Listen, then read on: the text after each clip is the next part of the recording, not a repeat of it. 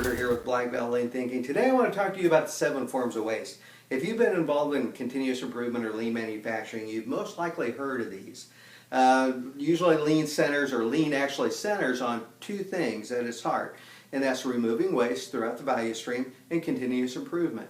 So you're actively looking for waste to remove, and again, you're always looking to move forward. It's like if our goal was heading east, you never run out of east to head to. There's always further and further you can go.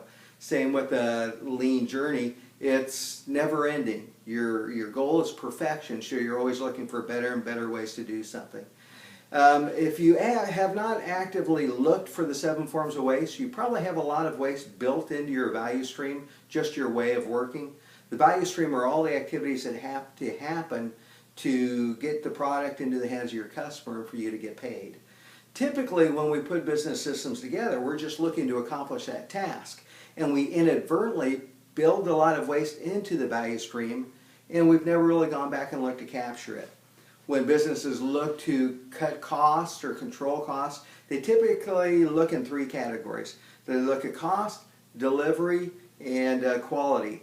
Unfortunately, when you look at one of those specifically, you tend to have an adverse effect on the others, and you create dilemmas. If your focus is totally on quality, the best of everything, you're going to drive up cost. If it is totally on delivery, well, you might go with large inventories to make up for hiccups in the, if you have problems with production or whatever, and that's going to drive up costs. If your total perspective is nothing but costs, well, that's definitely going to affect quality if you're always going for the cheapest of everything. Now, if you're looking for waste throughout the value stream, then those dilemmas go away. Typically, when you use a tool, lean tool called value stream mapping, you'll find that about 95% of all lead time is non-value added activities. So what we want to do is identify those activities, remove the ones we can, and minimize the ones that we can't remove. All activities are made of 2 categories, value added and non-value added. Value added is something that the customer is willing to pay for. Usually for something to be classified as value added, it's got to meet 3 criteria. It's got to be done right the first time. It's something the customer is willing to pay for, and the activity has to change the product in some way or another. Change the form of, or function of it. Okay, let's look at our 7 forms of waste. If you look at here, you'll see the word Tim Wood in the purple letters. The first time I ever was introduced to the 7 forms of waste, it was in a lean class, and the instructor told us about the acronym Tim Wood. It stuck with me. I memorized it instantly, and I have not forgotten it no matter how hard I've tried. And I have one of the worst memories of anyone you'll ever most likely meet. A few years ago, I was in a bookstore. I came across a book called the Memory Bible. Knowing I have a horrible memory, I thought, that's a good book for me. Bought it, took it home, put it in my bookshelf, forgot about it. About 2 years later, I discovered the book and thought, I really should read that. I have since read it. I don't remember any of it, but I do remember thinking it was a pretty good book.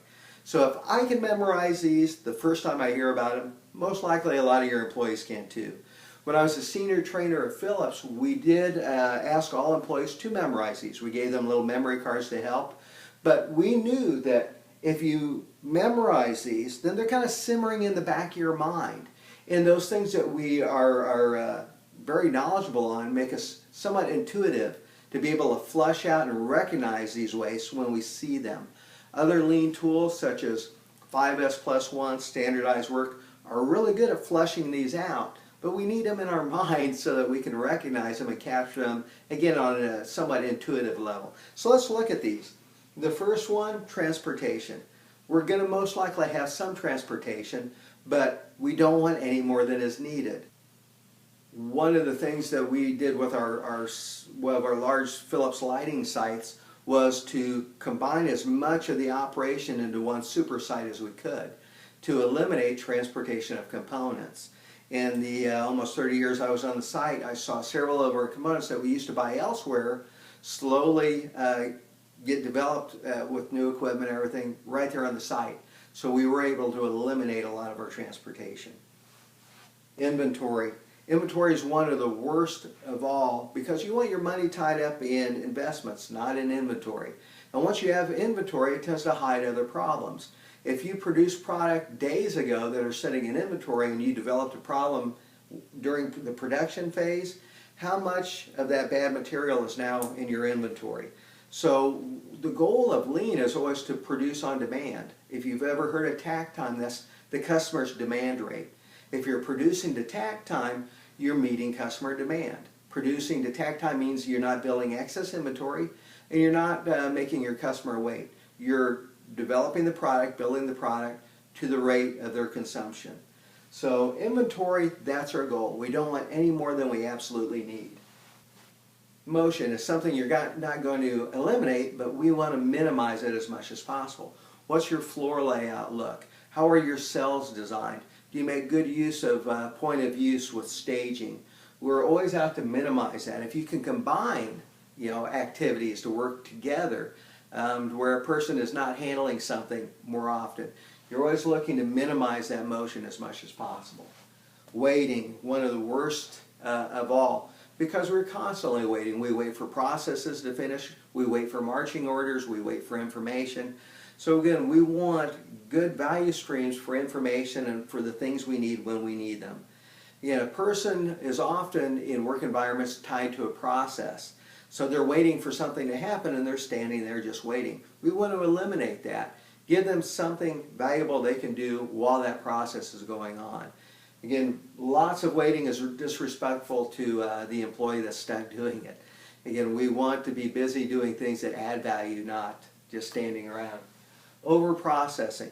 This is one that trips a lot of people up. They don't really understand the concept. Overprocessing is anytime we're doing something to the product or service for the customer that isn't valued. Maybe excesses in labeling or packaging, things that we're doing that were maybe important for past customers, but now they're really irrelevant. They're not something the customer cares about that much.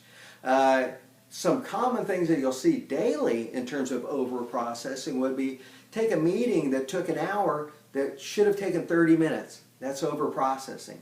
Take a meeting where you had 10 people that could have been accomplished with only 4. Again, that's over-processing.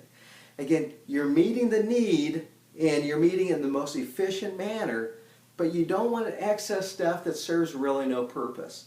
So with everything you're doing, you're looking for that over-processing. Again, what's important in the eyes of the customer, even internal customers, meeting the needs with those meetings, again, not drawing them out, but just getting done what needs to be done, having good set agendas, that type of thing. Overproduction, again, that's what leads to that inventory. The difference is, with overproduction, look at every stage of what you're doing when you're doing it. Again, you want to build to the consumption rate. You don't want process building excess inventory before another process needs it. So we want to work to pull into a demand rate all through the processes. Defects, again, probably the easiest to understand. We don't want rework. If something's not done right and you're experiencing scrap or shrinkage, you're wasting time, you're wasting material, you're wasting resources, probably adding an area of frustration if this stuff has to be reworked. So again, all through our processes, at each step, we want to make sure we're building in quality and we're doing quality checks at every point where something is done to the product or service. We never want to pass on a defective product to the next downstream process.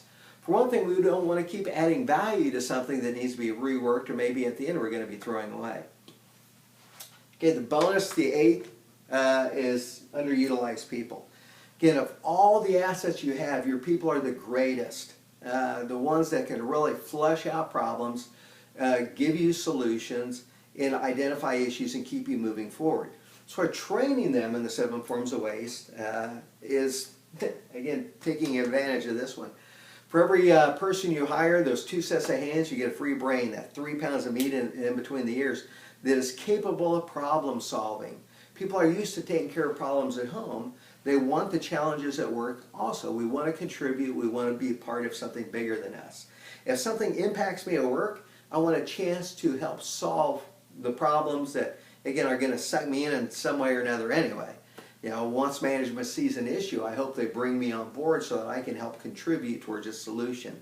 I'd rather be part of the solution than later told that I have to do something that I don't agree with that might not even be the best solution. So the 7 forms of waste, what I would suggest is, again, teaching them to your people. Put up some signage showing these. Keep them in people's minds. Give them little cards with them. We want them learning them, and we want them, again, working in the background so they become intuitive with them. And the 7 forms of waste, remember, everything with lean and continuous improvement is about driving, identifying, and driving out waste, and driving continuous improvement moving forward. So hopefully this helped. Try to keep it short. If that did benefit you and you want to see more videos along this line, please do me a favor and smash that old like button down there, and I'll keep them coming. You can find more information on my Black Belt Lean Thinking website.